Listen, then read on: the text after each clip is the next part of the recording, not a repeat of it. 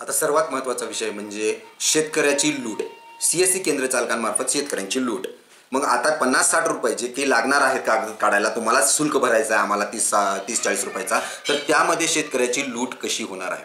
खरंच शेतकरी सीएससी केंद्र चालकाच्या 50-60 रुपयाने लुटला जातो का? की जी विमा कंपनी आहे, विमा लागू झालेला आहे, 25% अग्रिम दिलेला आहे आणि 75% रक्कम जी आणखीन शिल्लक आहे, वर्ष झालंय तुम्ही ती रक्कम वापरताय, तुमच्या बुडाखाली ते पैसे आहेत आणि त्याचं व्याजही तुम्ही कितीतरी कोटीमध्ये कमवताय. नुसतं व्याज म्हणतोय मी, कोटीमध्ये कमवताय. तर अशाने शेतकऱ्याची लूट होत नाहीये. मग शेतकऱ्याची लूट कोण करतंय? तर फक्त सीएससी केंद्र चालक करते, ज्याचं त्याच्याशी वर्षभराचा संबंध येणार आहे, ज्याच्यावरती जिम्मेदारी वर्षभराची तुम्ही पीक विमा न देण्याची टाकताय आणि ज्याच्यासाठी तुम्ही त्याला प्रोत्साहन करायला लावता की पीक विमा काढायला लावा शेतकऱ्याला, आणि त्याने जे 50 रुपये घेतले त्यामुळे त्याची शेतकऱ्याची लूट. त्याच्या जबाबदाऱ्या तुम्ही एक सीएससी केंद्र चालकावरती पीक विमा मिळेपर्यंत शेतकऱ्याचे लादता, त्याला पीक पाणी करायला लावता, त्याचे जमीन बघा, त्याचं कागद बघा, त्याचं पीक बघा आणि मगच फॉर्म भरा, अचूक फॉर्म भरा आणि त्याच्या मोबदल्यात तुम्ही त्याला देताय रुपये 25 आणि तेही 7 ते 8 महिन्यानंतर. महाराष्ट्र राज्यभरातील सर्व सीएससी केंद्र चालकांना माझा नमस्कार. मित्रहो, आता पीक विमा 2024 भरण्याची चाहूल सुरू झालेली आहे. सरकारमार्फत वेगवेगळ्या जाहिराती येत आहेत की 1 रुपयामध्ये पीक विमा उतरवला जातोय. शेतकऱ्याला कसलाच खर्च करायची गरज नाही, केवळ 1 रुपया खर्च लागणार आहे आणि जे काही विमा भरण्याची जबाबदारी सीएससी केंद्र चालकावर दिली आहे तिथं तुम्हाला निशुल्क विमा भरला जाईल आणि त्यासाठी प्रति फॉर्म शेतकऱ्याच्या प्रति अर्जाला सीएससी केंद्र चालकाला रुपये 40 हे देण्यात येणार आहेत. अशामुळं शेतकऱ्याला हे वाटतं की सीएससी केंद्र चालकाची जबाबदारी आहे मोफत किंवा निशुल्कमध्ये फॉर्म भरण्याची. या व्हिडिओच्या माध्यमातून मला प्रश्न विचारायचे आहेत, कारण प्रश्न विचारणं हा सर्वांचा जन्मसिद्ध हक्क आहे आणि तुम्ही तुमचं मत व्यक्त करू शकता, जरी तुम्ही अधिकारी असाल किंवा सीएससी केंद्र चालक असाल. त्यासाठी माझं कमेंट बॉक्स हे ओपन असणार आहे. प्रश्न हा आहे की खरंच सीएससी केंद्र चालक जे कोणी 50 रुपये 100 रुपये प्रति फॉर्म घेत आहेत त्यामुळं शेतकऱ्याची लूट होतीये का? दुसरा प्रश्न असा आहे की जे काही 40 रुपये प्रति फॉर्म कमिशन सरकार देऊ करतंय म्हणतंय आणि पीक विमा कंपन्या जे की 8 ते 9 महिन्यानंतर उपोषणं केली, धरणे दिले, त्यानंतर रुपये 25 विमाचे कमिशन काढते. तेही मी स्वतः 1901 फॉर्म भरले होते आणि मला कमिशन आलेलं आहे 25,000 रुपये. तर हे कुठल्या अंदाजावरती काढलेलं आहे हे विमा कंपन्यांनी सांगावं आणि जे काही ऑडिट कसं केलेलं आहे तेही त्यामध्ये प्रति फॉर्म किती रुपये पडले आहेत तेही त्यातच क्लिअर करावं. त्यासोबतच आज आपण चर्चा करणार आहोत की एक फॉर्म भरण्यासाठी सीएससी केंद्र चालकाला खरंच किती खर्च लागतो, त्यामध्ये काय काय गोष्टी आहेत ज्याच्यासाठी त्याला पैसे मोजायला लागतात.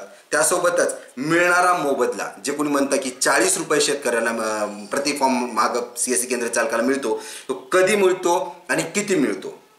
त्यासोबतच आपण पाहणार आहोत की सीएससी केंद्र चालकाच्या जबाबदाऱ्या काय काय आहेत. आता यावर्षी एक नवीन जबाबदारी सीएससी केंद्र चालकावर आली आहे, त्याबद्दलही आपण थोडंसं बोलणार आहोत. सोबतच या ज्या काही प्रायव्हेट कंपन्याज आहेत, प्रायव्हेट ॲप्स आहेत, ज्यामार्फत प्रोत्साहन दिलं जातं की पीक विमाचं कमिशन लवकर भेटेल, त्यामुळे सीएससी न वापरता प्रायव्हेट ॲप्स वापरायला सांगितलं जातं. ते वापरणं कितपत योग्य आहे का नाही त्याच्यावरही थोडंसं नजर टाकणार आहोत. आणि त्यासोबतच सर्वात महत्त्वाची गोष्ट म्हणजे शेतकऱ्याची खरंच सीएससी केंद्र चालकामार्फत लूट होत आहे का?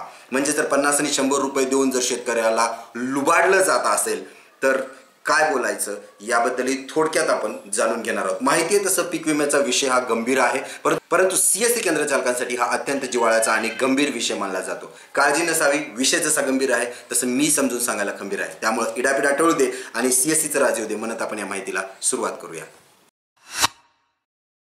मित्रो, अवघ्या 2-3 दिवसातच किंवा आठवड्याभरातच आता सीएससी केंद्र चालकावरती शेतकऱ्याची गर्दी जमायला सुरुवात होणार आहे. कारण आता जशी काही उघाड दिसते त्यामध्ये पेरणीमध्ये शेतकरी व्यस्त आहे. पेरणी झाली की पीक विमा उतरवणं हे शेतकऱ्याचं एक प्राधान्यामध्ये दिलेलं काम आहे. मग आता आपण सर्वात पहिल्यांदा पाहूया की सीएससी केंद्र चालकाच्या जबाबदाऱ्या काय काय आहेत.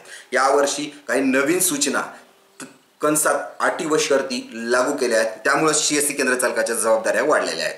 मग आता जबाबदारी काय की तुम्हीच बघायचं की वर्षानुवर्ष जे कागद वापरण्यात आलेली होती पीक विमा मिळवण्यासाठी आणि किंबहुना त्यावरती पीक विमा मिळवलेला आहे शेतकऱ्याने, तो त्याचा प्रांजल त्याचं मत व्यक्त करणार आहे की नाही ह्याच्यावरतीच आम्हाला विमा मिळालेला आहे हेच तुम्ही वापरा. परंतु मग नाही आपण सांगायचं त्यांना की सरकारमार्फत किंवा विमा कंपन्यामार्फत हे सांगितलेलं आहे की तुमचं नाव आधारवरचं, बँक पासबुकवरचं आणि सातबाऱ्यावरचं एकच पाहिजे, असेल तरच भरायचं, नाही तर भरू नका.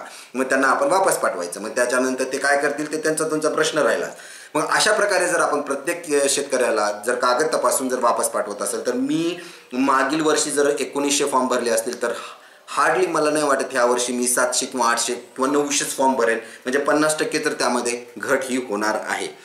ही एक CSC केंद्र चालकाची जबाबदारी आहे. त्यानंतर दुसरी जबाबदारी ही सांगितलेली आहे की पीक पाणी, म्हणजे जी काही गोष्ट आहे की पीक शेतकरी काय करतात की ऊस लावलेला असला तरी तिथं सोयाबीन लावलेलं आहे किंवा अन्य कुठलं पीक लावलेलं आहे असं सांगून विमा भरायला सांगतात. तर मग ही आता CSC केंद्र चालकाची जबाबदारी आहे की त्याच्या शेतावरती खरंच ते पीक लागलं आहे का हे बघून घेणं. कारण जर समजा त्याच्या शेतावरती ऊस असेल आणि तुम्ही सोयाबीन लावलं असेल तर तुम्ही जबाबदार राहू शकता. त्यानंतर दुसरी गोष्ट आहे की शेतकऱ्याला पीक पाणी करायला तुम्हालाच प्रोत्साहन द्यायचं आहे, कारण विमा तर पीक पाणी केल्यानंतरच मिळणार आहे. शेतकरी तुमच्याकडे येणार, पीक विमा भरणार, पीक पाणी करणार नाही, विमा लागू होणार, त्याला मिळणार नाही. त्यानंतर तो तुमच्याच दारात येणार किंवा तो म्हणणार की मग पीक पाणी की आपण विचारणार तुम्ही पीक पाणी केलं होतं का, तो म्हणणार नाही तुम्ही सांगितलंच नव्हतं. त्यामुळे ही तुमची जबाबदारी आहे. त्यानंतर पीक पाणी केल्यानंतर तुम्हाला हे पाहायचं आहे की जो काही 7/12 आहे तो कोरडे जमीन, म्हणजे जी की ट्रस्टची जमीन आहे, सरकारी जमीन आहे, मंदिराची जमीन आहे किंवा पतसंस्थेची जमीन आहे, अशा कुठल्या जमिनी असतील तर त्यावरती विमा भरू नये. मग याची चौकशी तुम्हालाच करणं आहे. त्यामुळे तुमच्याही जबाबदाऱ्या वाढलेल्याच आहेत. आता सर्वात मोठी जबाबदारी म्हणजे तुम्ही जे काही 50 रुपये 100 रुपये घेऊन पीक विमा भरताना तो पीक विमा त्याला मिळेपर्यंत तो तुमच्या भरोशावरती तुमच्याकडंच सतत खेटे मारत राहणार की शेजाऱ्याला आला पीक विमा मंजूर झालाय, माझाच का नाही आला.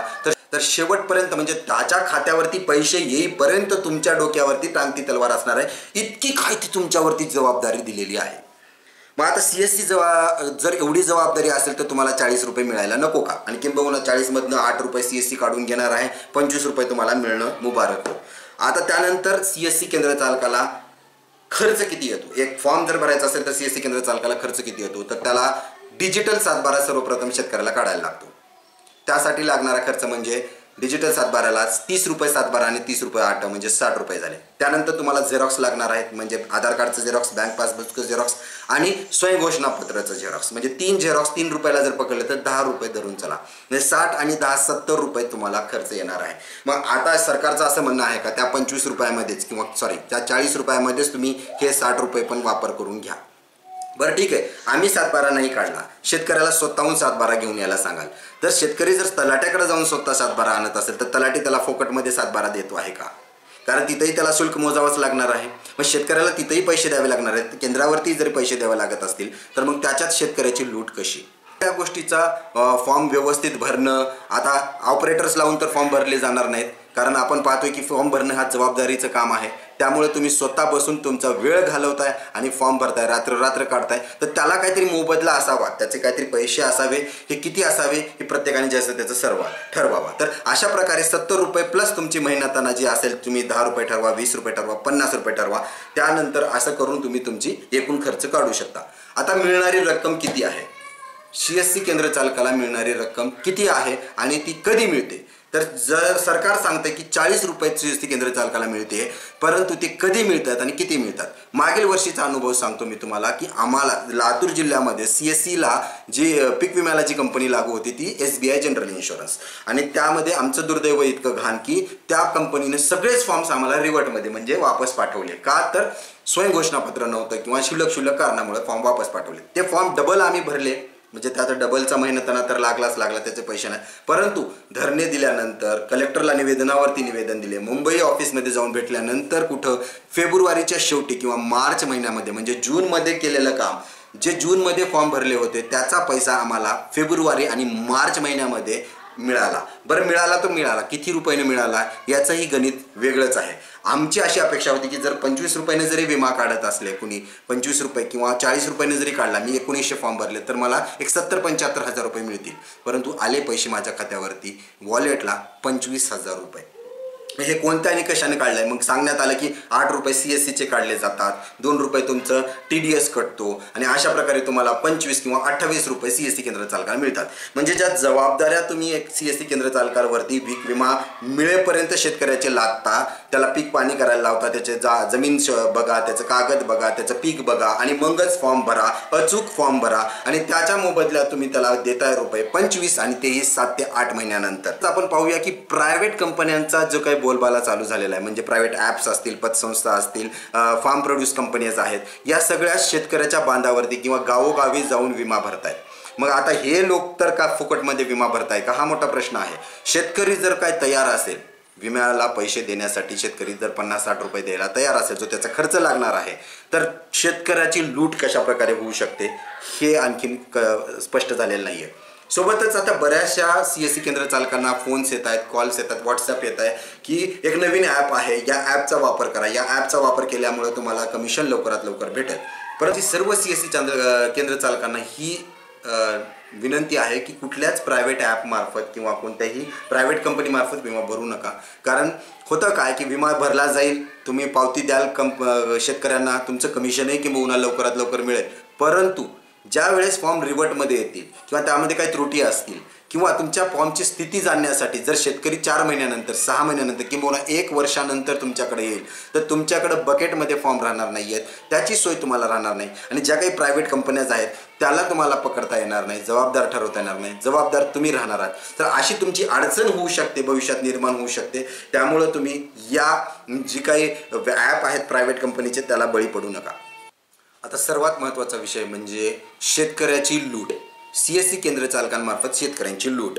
मग आता 50-60 रुपये जे काही लागणार आहेत कागद काढायला, तुम्हाला शुल्क भरायचं आहे आम्हाला 30-40 रुपयाचा, तर त्यामध्ये शेतकऱ्याची लूट कशी होणार आहे.